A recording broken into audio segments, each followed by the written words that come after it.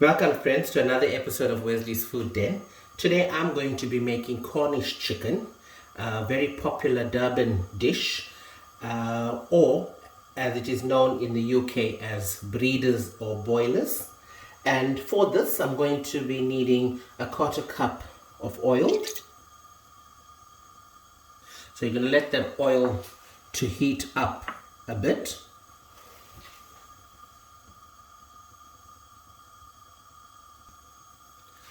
Once your oil is heated, you're going to add in some whole spice, some cardamom, fennel seeds, bay leaf, star anise, cinnamon stick, and cumin.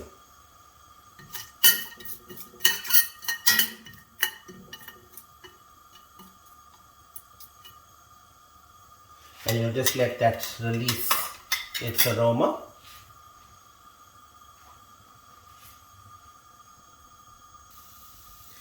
As the aroma from the spices begin to release, and just see it sizzling away, you're adding 3 medium-sized chopped onions.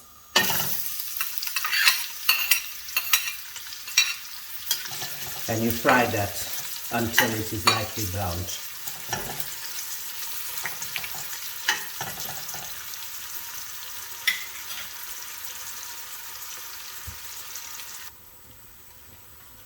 Once your onions is ready, you don't want your onions to brown too much or to burn. So this is fine, as you can see.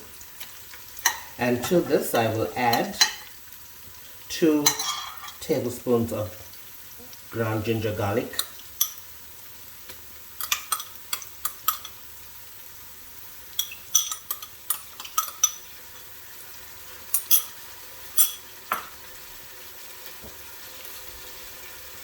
And fresh curry leaves. And I'll just mix that and let it fry for a minute.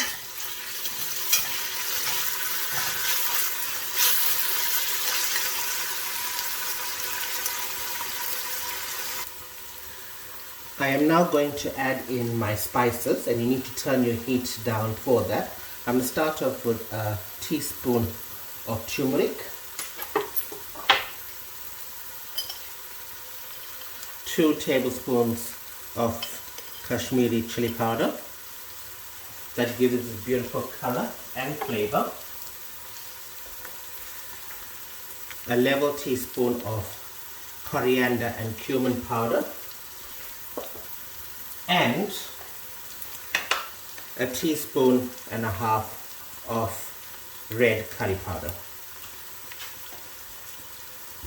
And I will give this a stir.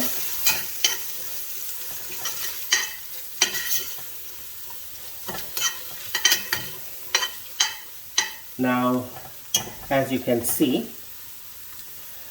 it has absorbed the oil, but that's fine because the oil is still there, and as it cooks it will release. And I'm just going to let that fry for 30 seconds or so.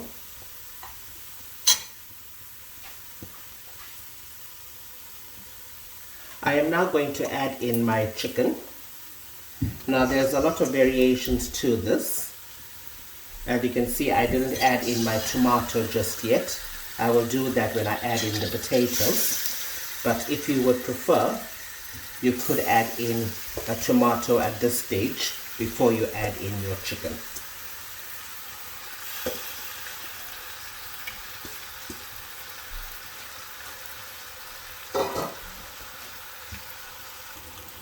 Before I stir in the chicken with the spices, I'm going to add in rock salt as per taste. Now I'm using Himalayan rock salt, but you could use any table salt of your choice. I'm going to give this a good stir to get all the meat coated with the spices.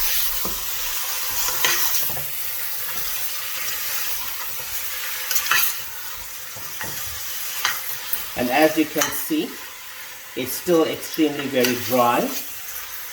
There's no water in this because the idea now is that your chicken needs to the juices from the chicken would release, and it should cook in its own juices for at least 40 to 45 minutes.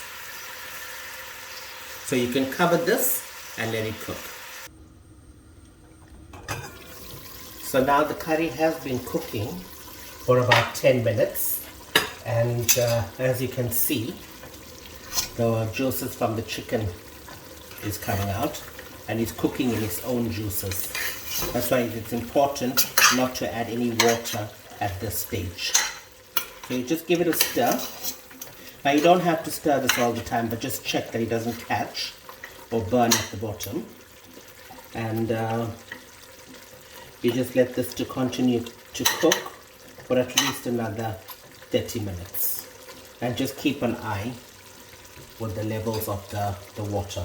And if it dries out too soon, you can add, but make sure your heat is not too high.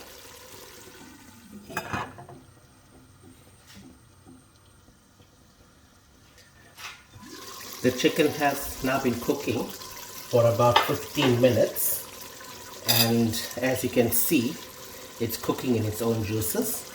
And we're just going to give it a stir just to turn so it's evenly cooked.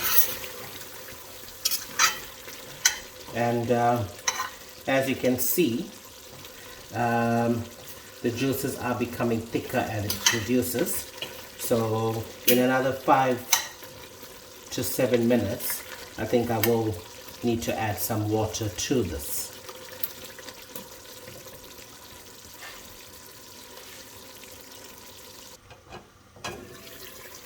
Now, the water from the chicken is getting absorbed, and before it catches, as you can see, the oil is surfacing. So this chicken is still tough, and you still need to cook it longer for at least another 20 minutes.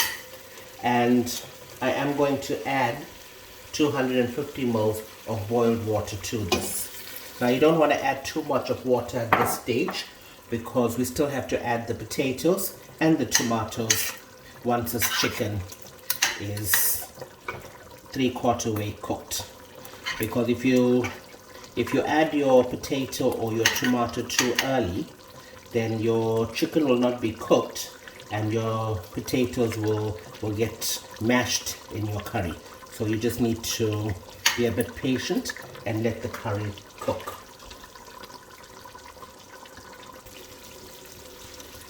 Now the chicken has been cooking for 40 minutes, and I have checked, and it is soft enough to add in the potatoes and the tomatoes. I am going to start with putting in 2 grated tomatoes, and to this I'm going to add some potatoes.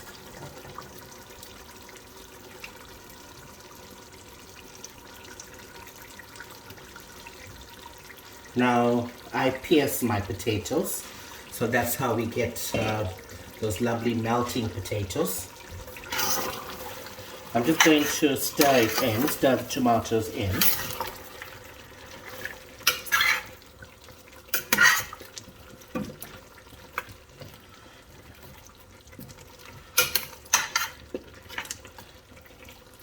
And to this, I'm going to add in 250 ml of boiled water.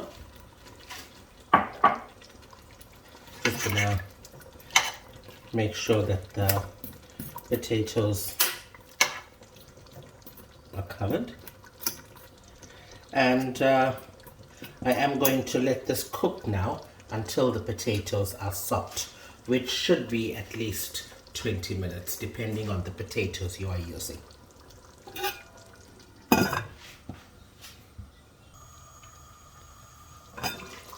So the curry has been cooking for an additional 20 minutes after I added the potatoes and the tomatoes, and the potatoes are cooked. As you can see, it's cooked, and you can see the oil has surfaced, so that's an indication that this curry is cooked.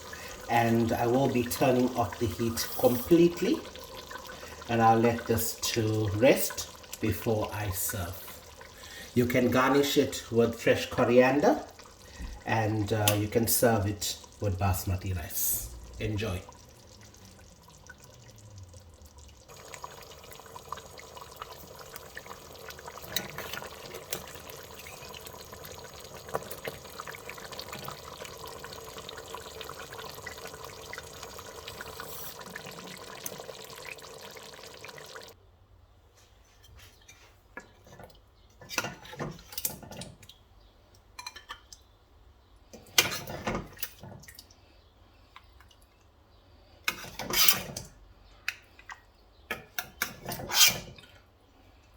As you can see, it has a beautiful thick gravy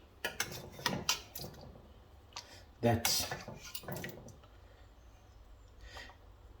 will make a delicious meal.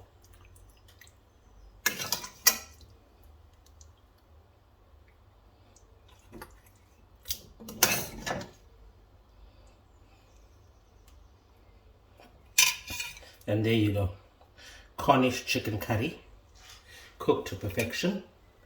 I hope you enjoyed this recipe, and if you can, please let me know in the comments how it went when you made it for your family. Enjoy.